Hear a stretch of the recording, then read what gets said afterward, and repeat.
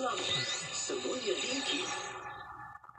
Bismillahirrahmanirrahim. Allahumma inni a'udzu bika minal hammi wal hazan wa a'udzu bika minal ajzi wal kasal wa a'udzu bika minal jubni wal bukhl wa a'udzu bika min ghalabati ad-daini wa qahri rijal. Ya Allah, aku berlindung daripada kesusahan dan kesedihan, daripada kelemahan dan kemasan, daripada sifat pengecut dan bakhil, daripada bebanan hutang dan kekuasaan manusia.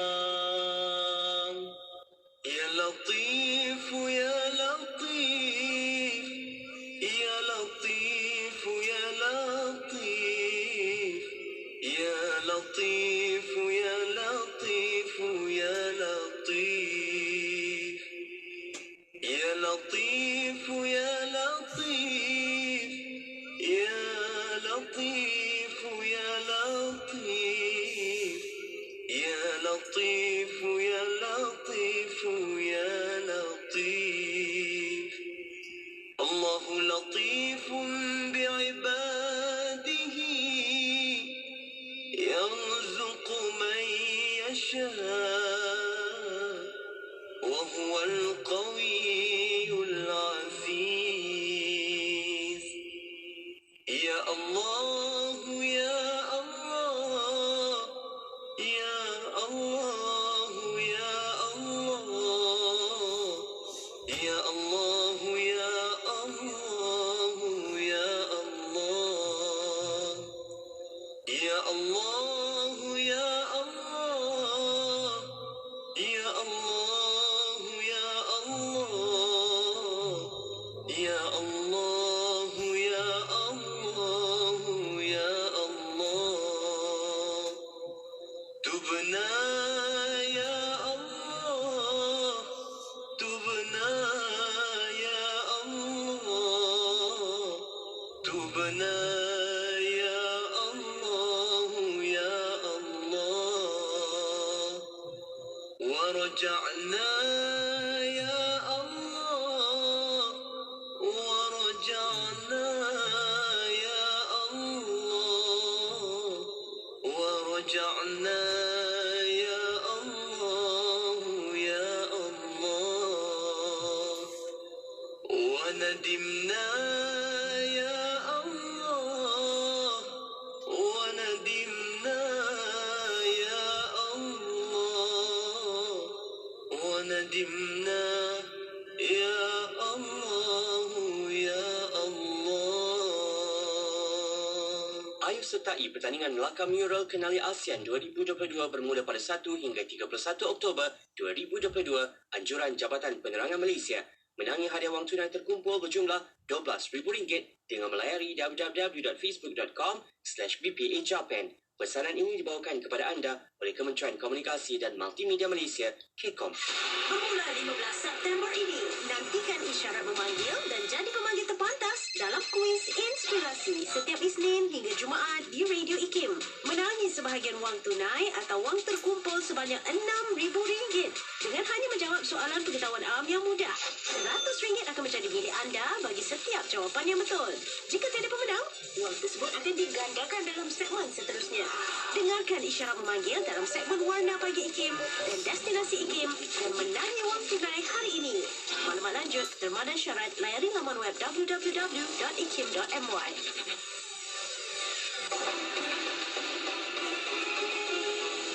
Dengarkan forum bicara Adin di Radio IKIM dan tonton di Facebook IKIM FM dan YouTube IKIM.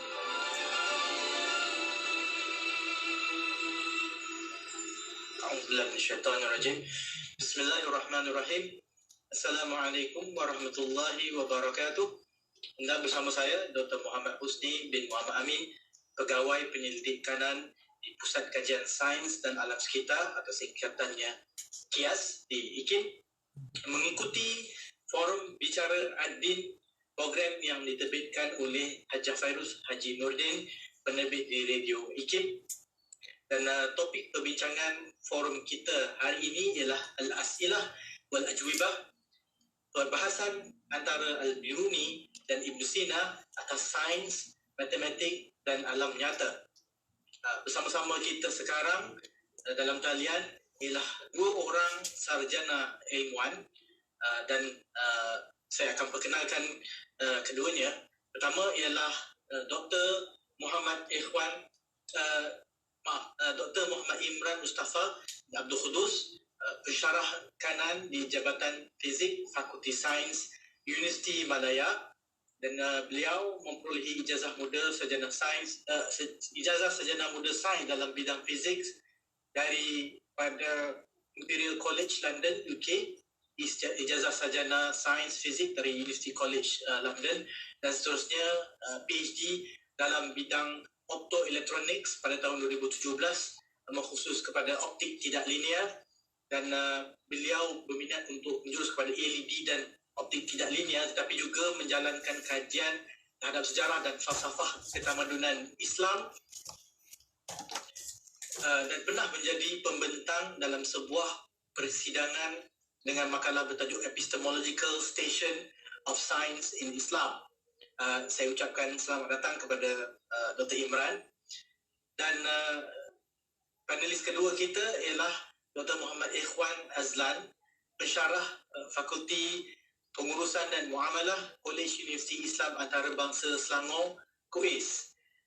Dan beliau mempunyai ijazah sarjana muda sains dalam bidang matematik dari University of Nottingham, United Kingdom, ijazah sarjana sains matematik dari UKM, dan seterusnya PhD dalam pemikiran dan tamadun Islam dari Pusat Pengajian Tinggi Sains dan Peradaban Islam, Sains dan Peradaban Raja Zahri Sofia, RZS Kasis, Universiti Teknologi Malaysia, UTM, dengan tesisnya bertajuk The Development of Mathematization in 9th Century to 11th Century Debates Among Muslim Scholars pada tahun 2020. Dan beliau menjurus minat kepada hubungan antara logik, matematik dan bahasa dalam kerangka pandangan alam Islam. Jadi saya ucapkan selamat datang kepada kedua-dua tetamu kita hari ini, Dr. Imran dan Dr. Ikhwan. Apa khabar masing-masing? Terima kasih. Baik, alhamdulillah. Alhamdulillah, sihat. Ya, alhamdulillah. Kami berbesar hati untuk menjemput, untuk ada tetamu yang berkaliber dan luas pembacaannya seperti Dr. Ikhwan dan Dr. Imran. Jadi forum kita ada seperti biasa, kita ada 3 pusingan, dan kita berminat untuk mendapatkan pandangan-pandangan daripada doktor-doktor sekalian. Kalau sebelum ini hanya berkongsi pandangan yang berasingan, Dr. Imran dan Ikhwan dalam program yang berbahasa Inggeris, kali ini kita nak dengar pandangan dalam bahasa Melayu dan bercakap tentang tokoh-tokoh Ibn Sina dan Al-Biruni. Kedua-duanya ialah tokoh-tokoh sains dalam Islam, dan mereka adalah ahli-ahli sains, walaupun istilah sains itu sendiri adalah merupakan istilah yang kemudian diterbitkan selepas daripada Renaissance, selepas daripada Enlightenment di Barat. Namun kedua-duanya tokoh ini mereka sangat berakahlian dalam agama. Saya teringat ada dalam satu perbincangan di mana melibatkan seorang sarjana yang besar daripada Turki. Beliau pernah menyatakan kedua-dua Ibn Sina dan Imam Ghazali, kedua-duanya menghafaz Al-Quran dan mengetahui isi kandungan Al-Quran, tetapi kedua-duanya mengambil jalan yang sangat berbeza. Seorangnya mengambil jalan sains dan semua orang lagi mengambil jalan agama. Tetapi di sini kita fokuskan kepada Ibn Sina dan Al-Biruni. Jadi saya sebagai untuk memulakan kepada topik perbincangan kita pada hari ini, saya ingin mengajukan soalan lah kepada Dr. Imran. Ya. Jadi siapakah Ibn Sina dan kenapa pada hari ini di zaman pesatnya berkembang sains dan teknologi, ilmu matematik dan ilmu kejuruteraan dan sebagainya, apa yang kita hari ini kita panggil sebagai STEM, dengan minat hari ini banyak dasar-dasar dijuruskan kepada mewujudkan kepakaran dalam bidang ini. Jadi bagaimana pada hari ini kita perlu mengenali sosok yang dikenali sebagai Ibn Sina ini? Silakan Dr. Imran. Okey, Assalamualaikum warahmatullahi wabarakatuh. Terima kasih Dr. Husni dan Ikim kerana sudi menjemput saya ke Forum Bicara Din pada hari ini. Ibn Sina atau nama sebenar dia Abu Ali Al-Husain Ibn Abdullah Ibn Sina. Dia lahir pada tahun lebih kurang 980 Masihi, berhampiran Bukhara. Sekarang ni Bukhara ni di Iran lah, kita panggil Iran lah kan. Dan masa dia lahir tu, dia ni kita anggap sebagai seorang genius lah, dan seorang yang polimath. Maksudnya dia tahu banyak bidang. So kita boleh ada orang yang genius yang hanya khusus kepada satu bidang, ataupun kita ada orang yang genius tapi dia tahu banyak bidang. Dan sekarang ni Ibn Sina ni masyhur di kalangan orang Islam moden, terutamanya untuk sumbangan dia dalam bidang perubatan, terutamanya dalam kitabnya Asy-Syifa. Dari sudut biografinya, memang dikatakan dia telah menghafal Al-Quran pada seawal umur 10 tahun. Dan lepas dia hafal Al-Quran tu, dia belajar ilmu-ilmu lain pada masa ni dia di Bukhara lah, seperti ilmu logik dan sebagainya. Dan dikatakan pada umur 16 tahun tu dia yang cerita, yang kata dia dah habis dah belajar ilmu perubatan. So perubatan pada zaman ni lah perubatan Galen lah, Galen sarjana scholar daripada Greek kan.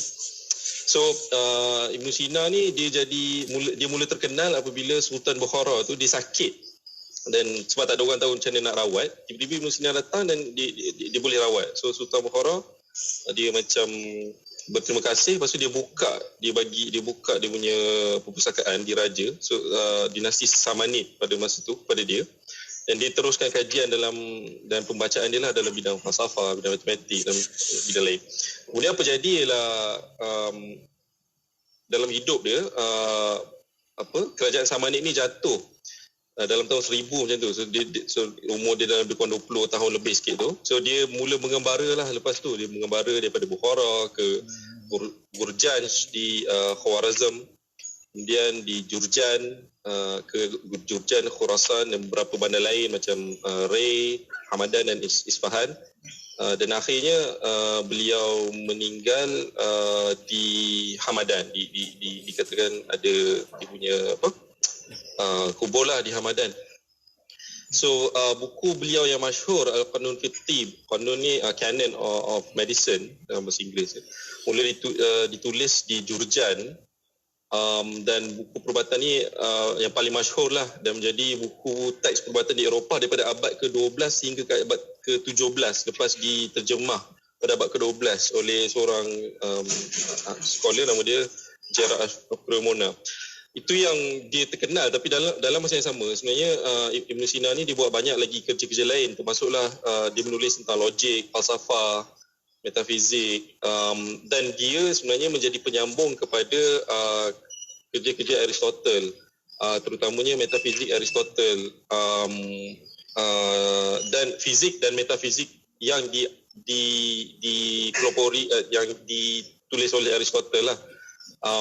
Dan tulisan-tulisan tu termasuklah daripada tulisan Aristotle daripada kategori fizik.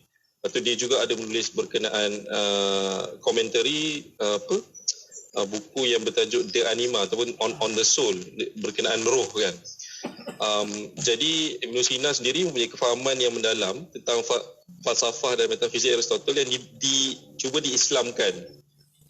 Dan ini merangkumi kosmologi atau kajian alam, macam mana alam ini fungsi, roh manusia, teori berkenaan fizik macam mana alam ni bergerak and so on so forth lah. Dan ini menjadi sebahagian daripada polemik dalam ketamadunan Islam lah. Baik, terima kasih Dr. Imran. Jadi kita bergerak kepada tokoh yang seterusnya dalam As'ilah wal Ajwibah, iaitu Al-Biruni. Jadi ini kita ingin bertanyakan kepada Dr. Ikhwan, siapakah Al-Biruni dan kenapa kita perlu kenal tokoh seperti ini? Bismillahirrahmanirrahim. Alhamdulillahirabbil alamin. Wassalatu wassalamu ala asyrafil anbiya wal mursalin wa ala alihi washabihi ajmain. Terima kasih Dr. Husni IKIM kerana menjemput saya ke dalam forum bicara din. Jadi secara ringkaslah untuk menjawab soalan ni. Soal Biruni, nama beliau Muhammad bin Ahmad. Nama timangan beliau Abu Raihan. Nisbah beliau Al-Biruni. Jadi nisbah Al-Biruni menunjukkan beliau lahir di satu tempat yang bernama Birun lah waktu itu, iaitu sebahagian daripada daerah Kaf di Khwarizm. Kalau hari ini tempat itu dinamakan Biruni dan terletak di negara Uzbekistan. So Al-Biruni dia lahir sekitar tahun 973 dan meninggal dunia dalam sekitar dan lebih lewat daripada 1050. So jadi dia lebih kurang sezaman lah dengan Ibn Sina. Cuma Al-Biruni lebih senior, dia lahir lebih kurang 10 tahun lebih awal. Cuma dia hidup lebih lama. Ibn Sina dia tak hidup lama sangat lah.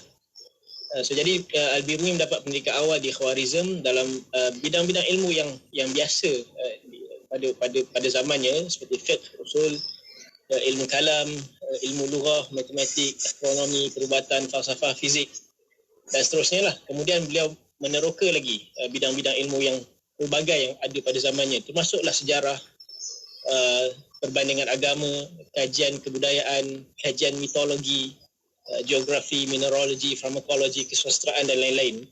So kita boleh nampak Al-Biruni ni dia punya minat dia terhadap ilmu itu luar biasa sekali lah.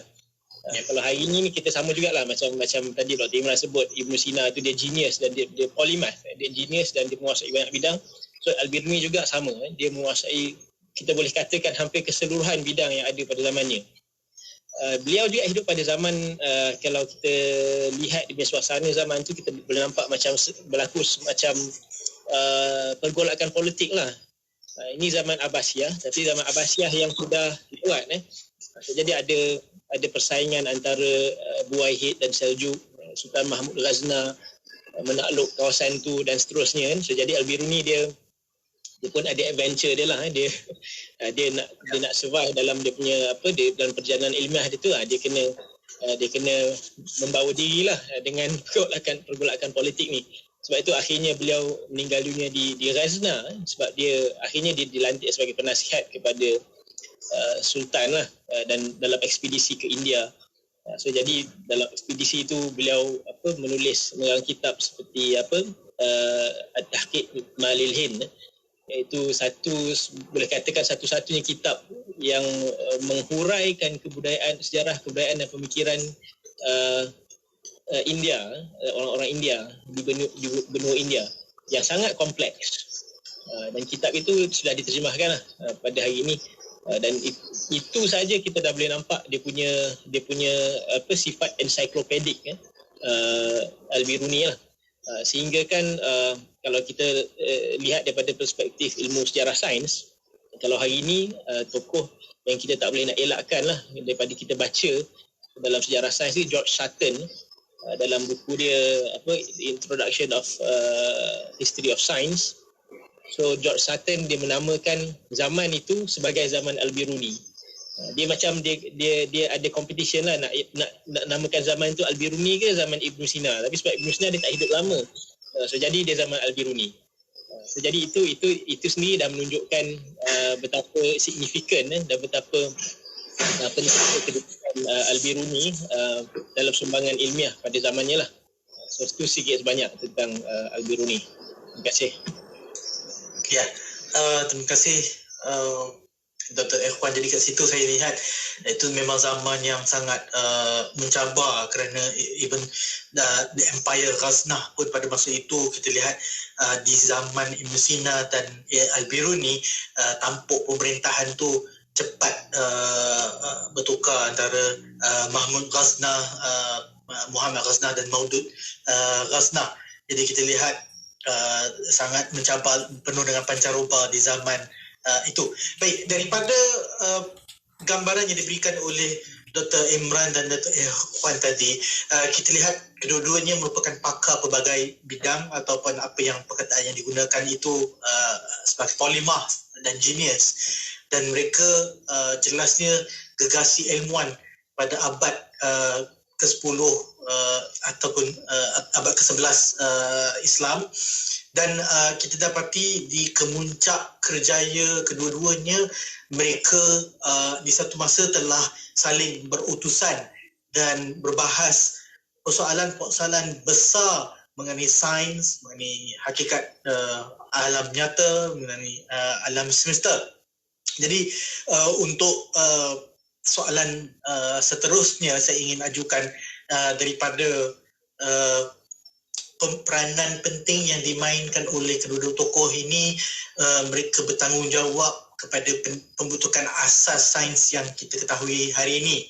Jadi Dr. Imran, apakah kandungan dalam perutusan mereka itu, saling keduanya, Al-Asilah wal-Ajwibah, dan apakah yang dibahaskan kalau kita pergi lebih dalam lagi mengenai hakikat alam nyata itu? Okey, terima kasih Dr. Husni. Al-Asilah wal-Ajwibah ni dia bila kita translate dia jadi soalan dan jawapan kan, soalan-soalan dan jawapan-jawapan. So daripada jadi dia sebenarnya satu koleksi soalan-soalan dan jawapan-jawapan yang ditanyakan oleh Al-Biruni kepada Ibn Sina. Al-Biruni dan Ibn Sina dan direkodkan lah. So Al-Biruni dan Ibn Sina ni dia berjumpa sekejap, tak ingat dekat mana, mungkin Dr. Ikhwan boleh ingat, tapi dia berjumpa sekejap, dan sebab dia berjumpa tu, lepas tu dia berutus surat. Jadi dia ada beberapa siri surat tu, dan perutusan surat macam ni sebenarnya tak adalah pelik dan pernah berlaku pun antara contohnya Abu Hatim Ar-Razi dengan Muhammad Ibn Zakaria Ar-Razi tentang teologi Ismaili contohnya, ataupun Fakhruddin Razi dengan Ibn Arabi pun pernah berutus surat. So format Asilah wal Ajib, soal jawab macam ni pernah wujud, dan dia bukanlah satu benda yang pelik. Jadi secara khusus Al-Asilah wal Ajwibah yang ada dalam yang ada antara Al-Biruni dan Ibn Sina ni, dia merangkum 10 soalan berkenaan idea-idea Aristotle yang ada dinukilkan dalam karya Al-Biruni, As-Sama wal Alam, langit dan bumi kan kalau bahasa Melayu dia. Selain daripada itu, ada juga 8 soalan tambahan daripada Al-Biruni sendiri berkenaan fizik. Kita panggil fizik lah, tajuk-tajuk dalam fizik, iaitu macam mana alam ni berfungsi. So untuk faham debat tu macam mana, dia ada siri kan, so dia ada banyak lah. So saya tak nak bercakap tentang semua. Cumanya untuk faham debat, framing debat tu, kita kena faham sistem fizikal yang dinyatakan oleh Aristotle yang dibawa oleh Ibn Sina. So Aristotle percaya alam ni terbahagi kepada 2 bahagian. So kita ada bumi yang merupakan satu sfera. Kemudian bumi ni dikelilingi oleh sfera-sfera yang adanya badan-badan cakrawala, badan-badan cakrawala lah, macam bulan, bintang, apa semua ni. So bumi, kemudian ada sfera bulan, kemudian ada sfera matahari, kemudian ada sfera planet-planet lain lah. Dan bawah sfera bulan tu dipanggil subluminary world, dan atas sfera bulan tu dipanggil supraluminary world.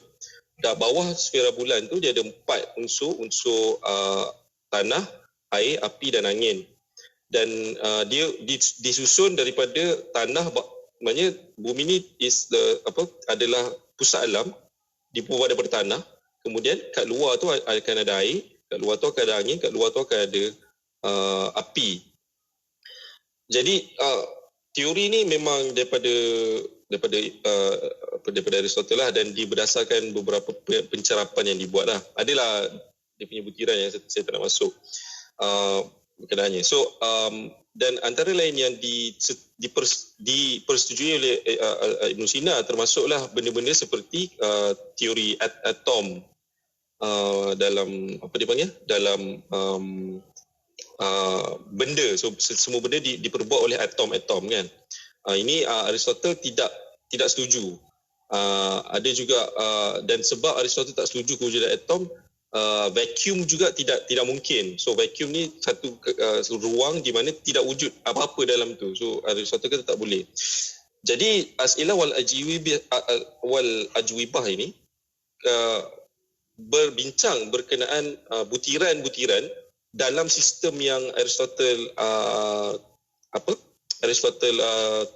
usulkan, yang dipersetujui oleh Ibn Sina. So saya bagi contoh sikit.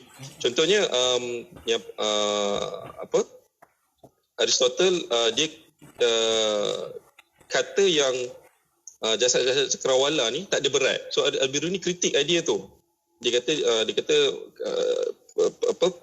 sebab yang diberi oleh Aristotle tu tak meyakinkan. Kemudian Ibn Sina cubalah jawab balik, tapi macam tak berapa nak dipersetujui sangatlah oleh Al-Biruni.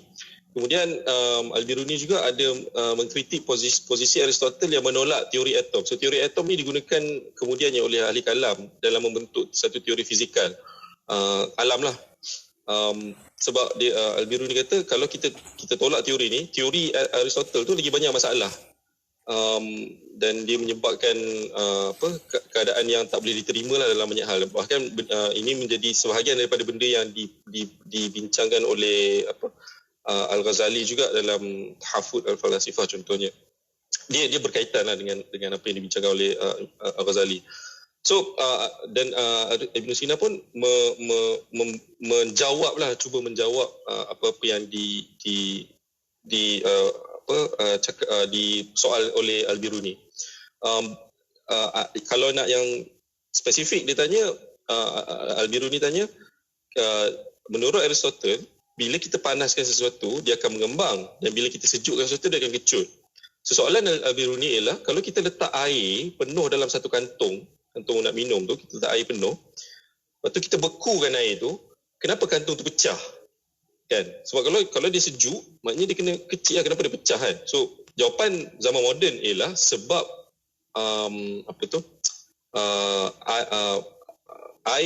ais tu bila dah beku jadi ais kan. So sebab ais tu dia kurang tumpat berbanding dengan air.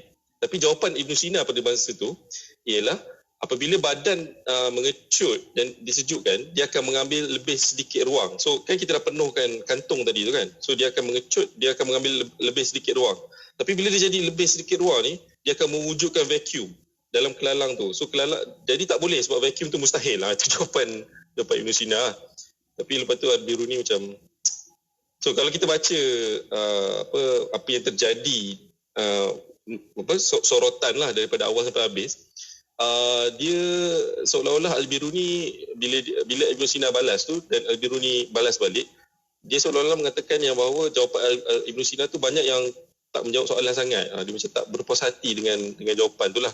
Dan sampai satu masa yang Ibn Sina kata dia balas melalui murid dia yang utama. Kemudian Ibn Sina, Al-Biruni dah tak balas lah. Dia macam dia just tak balas lah. So dia diam macam tu sahaja.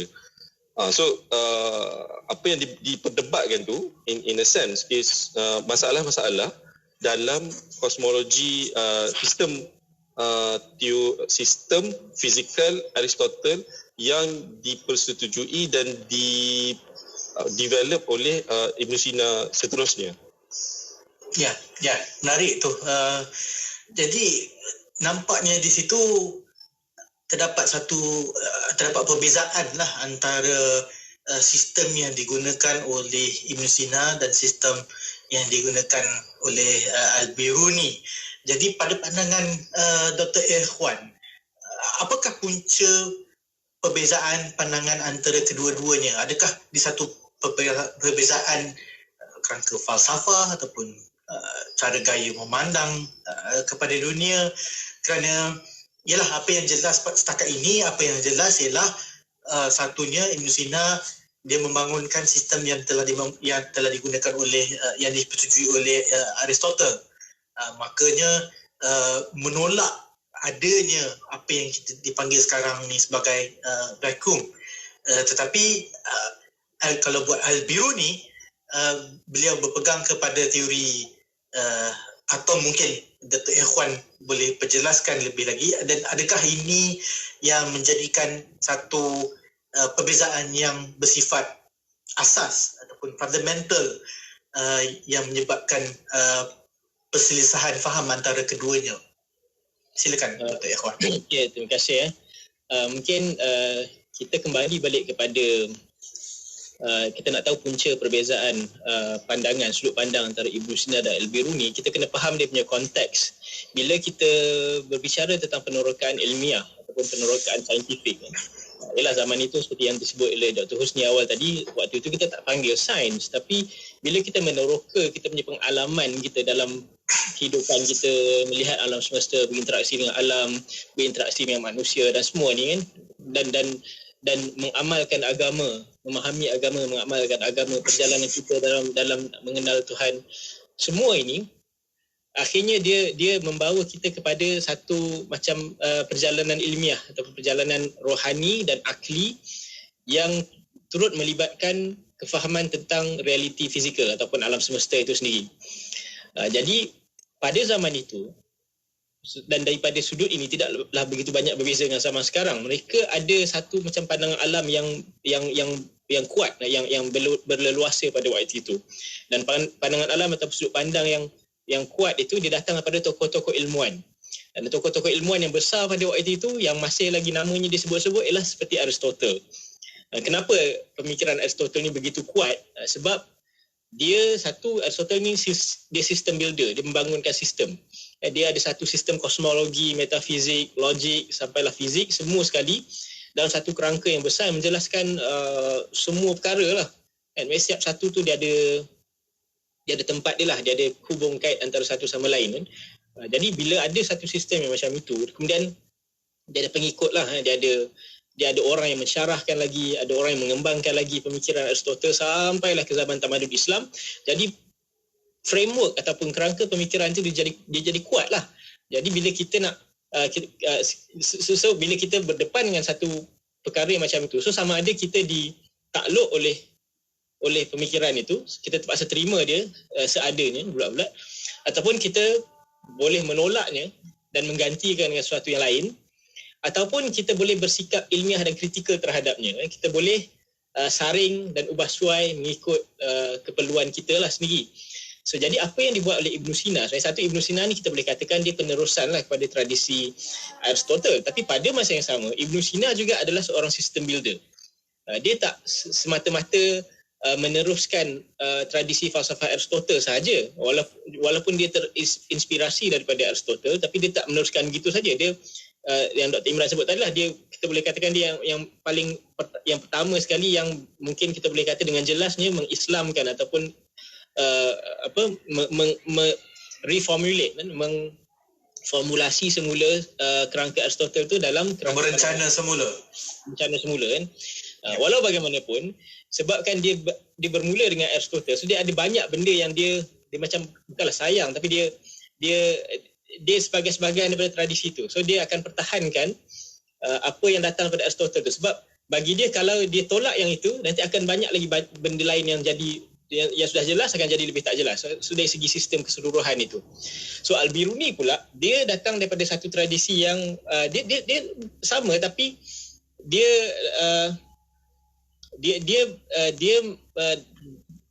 yang datang pada Aristotle ni, antara komentari ataupun antara syarah kepada karya-karya Aristotle ni ada jalur yang berkembang di Alexandria tu, seperti Euclid dan sebagainya. dan di sana ada telah berkembang satu tradisi ilmu astronomi yang akhirnya dikemuncaknya oleh Ptolemy lah. So bila mereka ada, so dalam astronomi dia punya mathematical details tu yang jadi authority ialah Ptolemy. Kemudian adalah satu tradisi dalam tamadun Islam yang mengembangkan lagi ataupun reconfirm balik Ptolemy dan ataupun check semula, dan kemudian dia mengkritik tau, dia mengubah suai. Dia kata actually Ptolemy taklah sepenuhnya betul. Actually lepas tu lama-lama dia dapati Ptolemy pun banyak salah. So jadi Al-Biruni kita boleh katakan dia macam kemuncak tradisi itu. Dia yang menjelaskan Ptolemy habis-habisan. So yang membolehkan seorang lagi ilmuwan pada zaman itu, Ibnul Haytham, dia boleh tulis satu buku Asyukuk ala Baitlamus kan. Dia boleh seolah-olah Al-Biruni dia macam, kalau Imam Ghazali dia tulis maqasid falasifah kan, so Al-Biruni macam dia tulis maqasid astronomi lah, dengan sehabis-habis sempurnanya. Kemudian atas asas itu Ibnul Haytham boleh menggunakan apa yang dah disempurnakan oleh Al-Biruni itu untuk membuat rod lah, untuk membuat kritikan balas dan membangunkan sistem yang lain lah, sistem astronomi yang lain. So Al-Biruni walaupun dia begitu, dia dah nampak dah actually banyak perkara yang dia warisi, aspek ilmiah yang mereka warisi daripada tamadun Yunani bermasalah. Satu, bermasalah dari segi dia ada konflik yang direct dengan pandangan alam Islam. Kedua, masalah dari segi ilmiah tu sendiri. Dia sendiri tak boleh dipertahankan secara ilmiah. Jadi dalam soalan yang kedua, Al-Biruni kepada Ibn Sina, kenapa dia macam soalan ni saya nampak macam dia sarkasm sikit lah. Dia tanya Ibn Sina, kenapa Aristotle ni dia terlalu sangat bergantung pada ahli-ahli falsafah yang sebelumnya, ataupun dia terlalu sangat bergantung pada, kenapa dia tak macam buat sendiri aja. Dia terlalu sangat bergantung, dia kena juga ikut. Kalau yang sebelum tu ada kata tak ada vacuum, dia kena juga pertahankan yang tak ada vacuum tu. Kenapa kita tak boleh pertimbangkan mungkin boleh jadi wujud vacuum?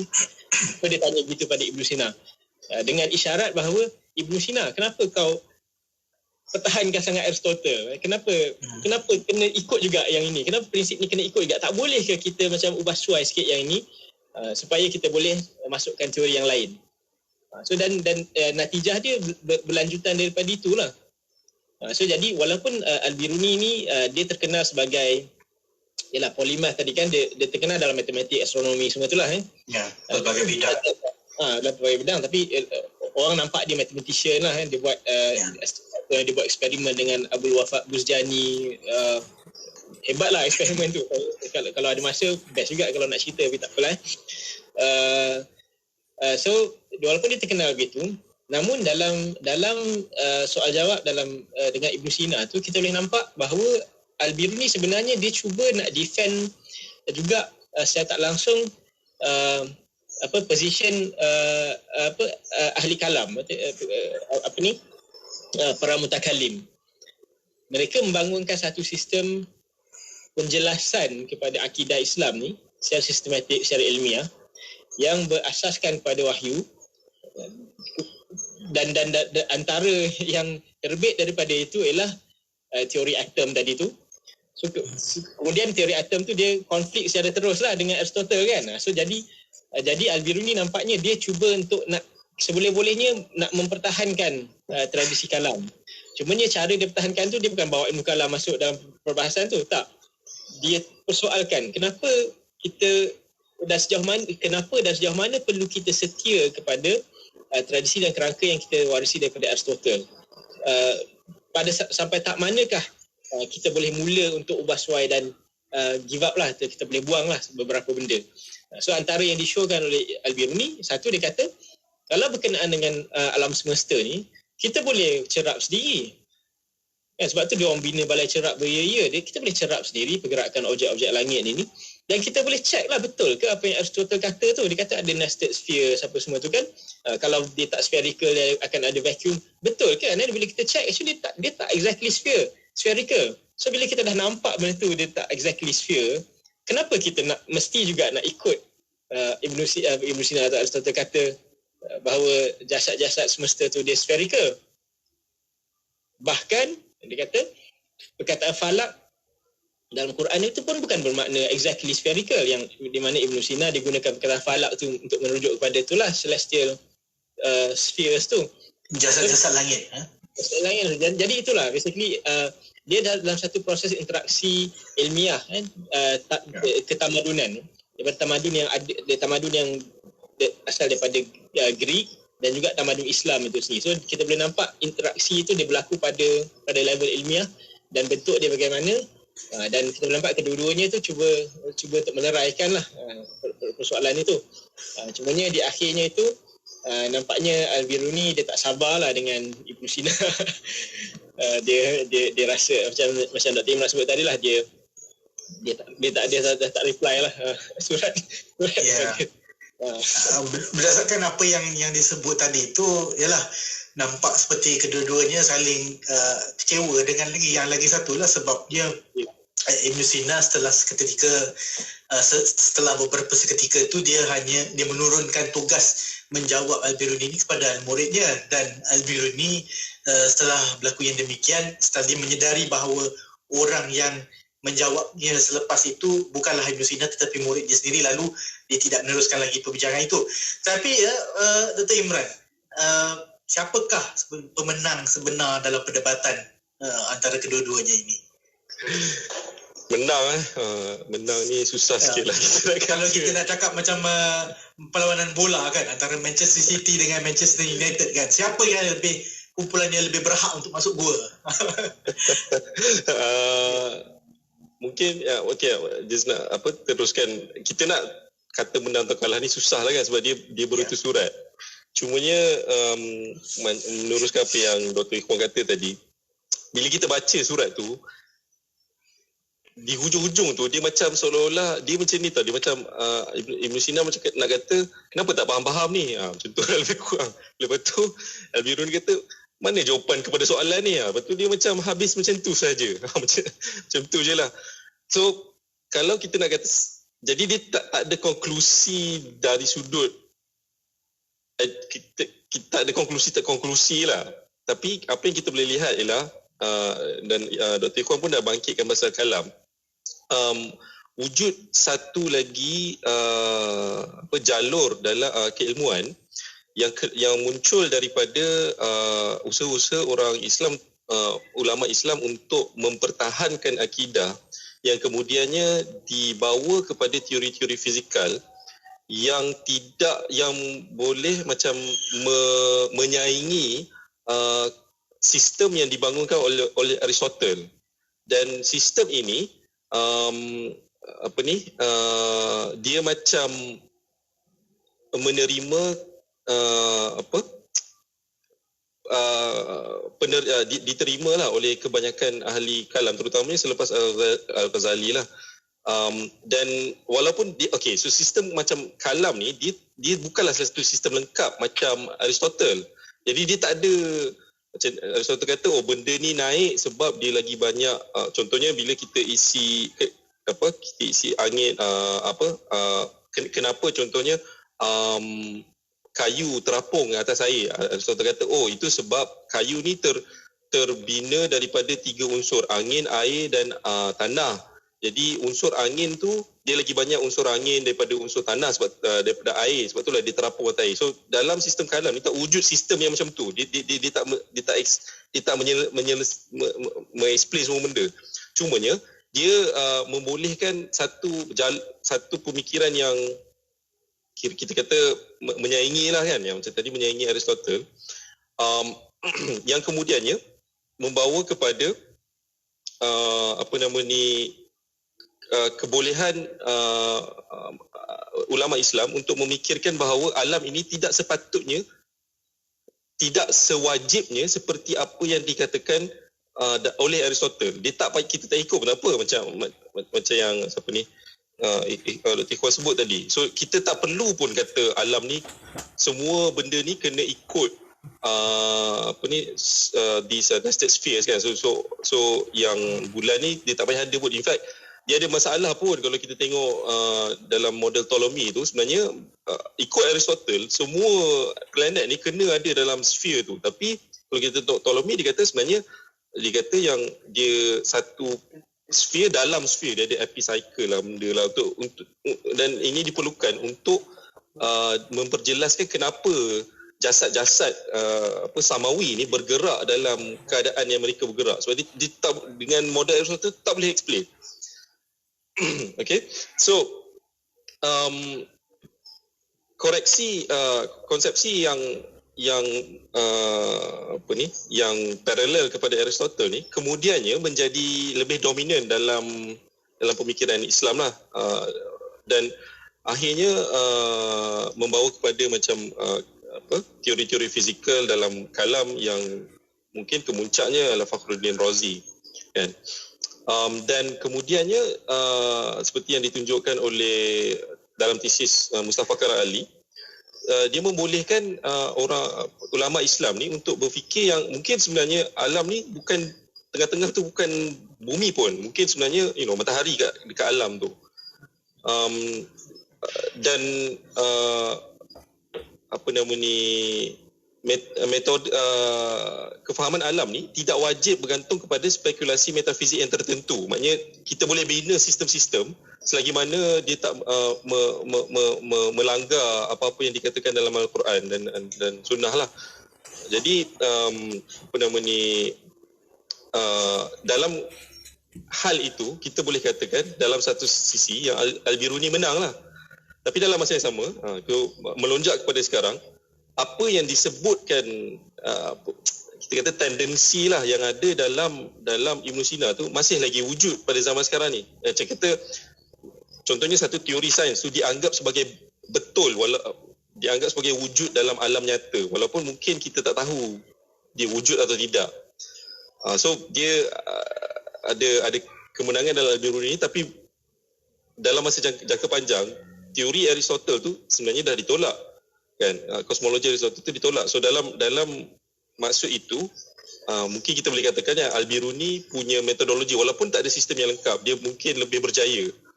Tapi dalam masa yang sama sesetengah jalur dalam pemikiran Ibn Sina tu masih lagi wujud pada zaman sekarang ni. Itulah dia. Jadi apa pandangan Dr. Ikhwan? Adakah siapa yang menang sebenarnya? Kalau daripada surat tu, ialah satu kita boleh nampak the fact that bila dua tokoh ni dia dah tak boleh nak bersabar antara satu sama lain. Sekurang-kurangnya Ibn Sina dia ada pewaris, dia ada Al-Maksumi yang boleh mewakili beliau lah untuk menjawab Al-Biruni. Tapi nampaknya macam Al-Biruni kita tak tahu siapa yang mewarisi daripada Al-Biruni lah secara direct, kan. Dari segi itu kita boleh nampak. Atau apakah dia mengekalkan satu tradisi yang diikuti, ya? Cumanya tapi pada masa yang sama, walaupun kita tak tahu ada tak pewaris ataupun student yang direct kepada Al-Biruni, tapi cara gaya itu dia survive. Dia macam Imran sebut tadi lah, dia berlanjutan. Sebenarnya perbahasan ni dia berlanjutan. Sebab dia persoalan asas, dia persoalan besar. Dia berlanjutan sampailah ke Eropah, sampailah ke abad ke-16-17 tu. Bahkan kalau kita pergi pada zaman Galileo tu, kan, kalau ahli sejarah sekarang dia akan letak zaman itulah revolusi sains, kan. Ada perbahasan antara Galileo dan gereja Katolik pada waktu itu, di mana gereja Katolik dia punya kerangka dia berasaskan Aristotle. Dia punya teologi dia tu.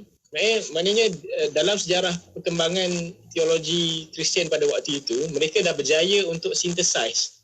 So dia orang boleh pertahankan. Maknanya dia orang belajar banyak juga daripada Ibn Sina, daripada Ibn Rushd. Dia orang gali balik Aristotle dan ilmuwan-ilmuwan silam yang mensyarahkan pemikiran Aristotle. Kemudian mereka menggabung jalinkan dengan Bible lah, dengan doktrin agama Kristian. Dia boleh synthesize semua itu. Dia berjaya synthesize, kan. Thomas Aquinas, kan. So bila dia berjaya buat begitu dan mereka jadikan itu sebagai doktrin, so jadi buat satu masa yang tertentu dia okey lah. Tapi sekali lagi, Galileo dia baca Copernicus and then dia buat cerapan, dia jumpa ada bulan dekat planet Jupiter. Dia apa cerita? kan sepatutnya ada bulan dekat situ kan, sepatutnya semua objek mengelilingi bumi kan, kenapa ada objek mengelilingi planet lain. So nak reject macam mana, itu kita boleh cerap, kita boleh nampak kan. Kebetulan waktu zaman itu juga ada supernova ni, ada bentuk bintang yang baru. Itu juga tak sepatutnya berlaku. Tak sepatutnya berlaku sebab alam semesta ni ikut Aristotle kan, dia dah sedia begitu kan, dia dah punya firmament kat luar dengan planet semua tu, dia dah tetap begitulah, dia tak akan ada satu bintang yang baru, ataupun dia tak akan termusnah lagi dah. So jadi timbul balik soalan. So sebenarnya in spirit kan, perbahasan antara Galileo dan pihak gereja pada waktu itu yang mencetuskan revolusi sains tu, in spirit dia semangatnya sama, dia sama dengan perbahasan antara Al-Biruni dan Ibn Sina. Cumanya waktu itu dia punya stake dia lagi ketara lah, dia punya kesan dia lagi ni. Kalau macam Al-Biruni dan Ibn Sina tu mungkin di kalangan pengikut dan orang yang dekat dengan Al-Biruni dan Ibn Sina je yang follow, yang baca dokumen ini. Tapi bila berlaku perbahasan antara Galileo dan gereja tu, dia ada pengaruh tu sangat besar kan. Pada zaman tu dah berubah lah, lain kan. Ada Descartes ikut Galileo, so daripada situ Newton, dan berlakulah apa yang berlaku pada zaman sekarang. So kita boleh kata zaman sekarang ni perkembangan sains moden ni banyak dicorak oleh macam satu tata cara kaedah yang batu asas ni diletakkan oleh orang-orang seperti Al-Biruni, oleh Ibn Haytham dan seangkatan dengannya lah, yang membolehkan penerokan saintifik itu dia berlaku dengan cara kita boleh macam seolah-olah kita boleh suspend judgement dalam satu hal. Kita tak perlu pun ada satu total explanation pada semua perkara, tapi sekurang-kurangnya kita boleh explain satu aspek tertentu daripada realiti alam semesta tu lah. So dari segi itu mungkin boleh nampak macam Al-Biruni dia menang lah kan.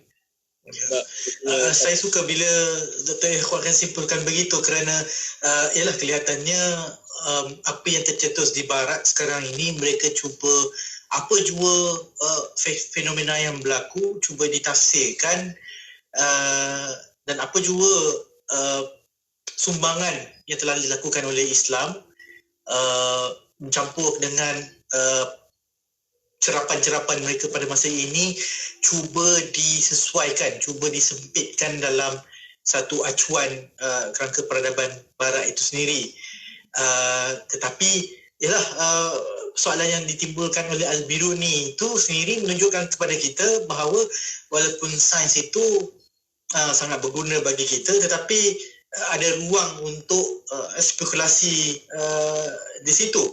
Sama ada kita ini, bumi ini adalah pusat alam semesta ataupun bukan, tidak memberikan sebanyak impak kepada kepada kita, kerana kita masih lagi, kalau solat masih lagi kiblat di Kaabah di Makkah kan, tidak ada signifikan lah dekat situ, tetapi tidak menjadi pula batu berhalang kepada kemajuan sains. Jadi kita tak banyak masa dah, dalam 2 minit sahaja lagi. Mungkin Dr. Imran boleh kita berikan setiap seorang pembentang untuk memberikan kesimpulan. Dr. Imran, kalau nak katakanlah apa yang kita boleh dapat daripada perbahasan kedua-dua tokoh ni, pada saya walaupun kita katakan benda ni dah lama, jadi berapa nak tahu kan, soalan-soalan dan asas soalan yang dibincangkan tu sebenarnya dia masih wujud pada zaman sekarang, cuma permasalahan tu di dalam wajah baru.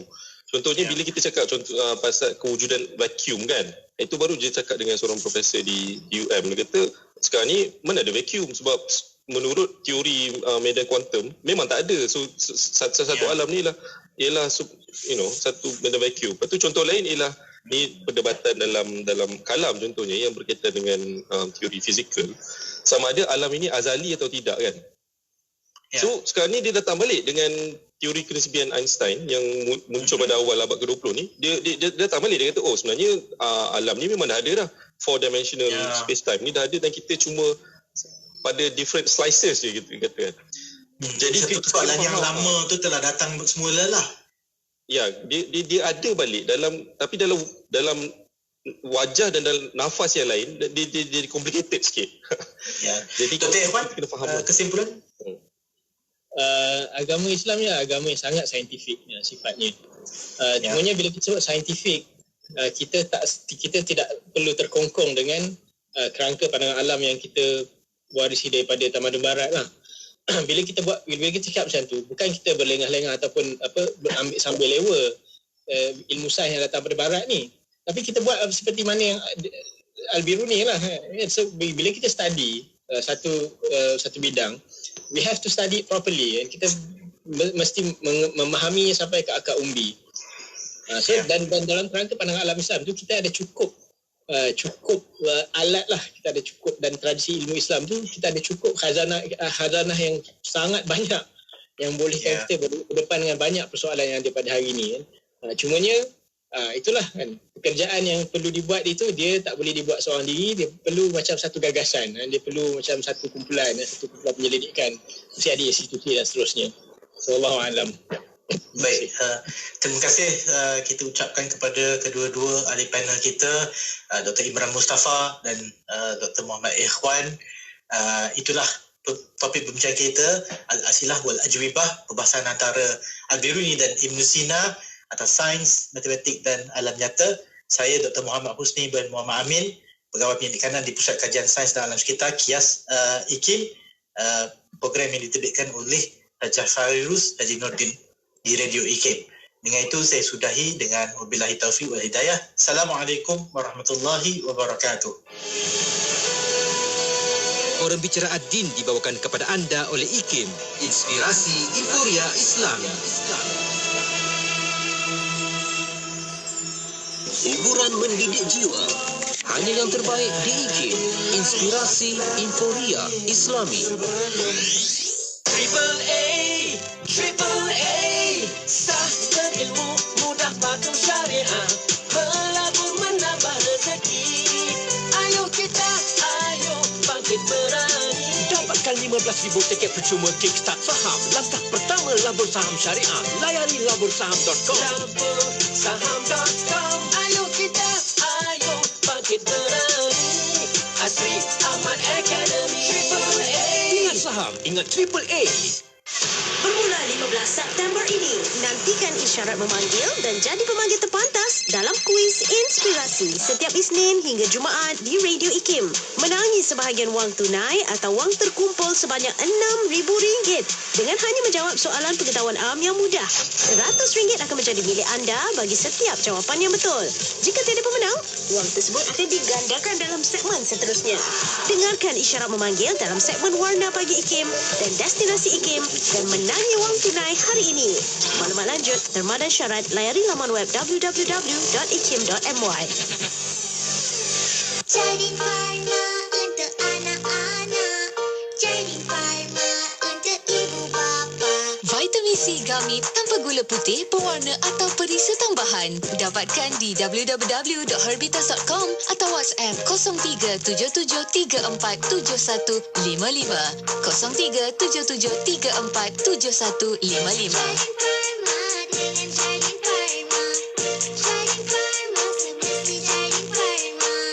Inspirasi Euforia Islami, semuanya di IKIM.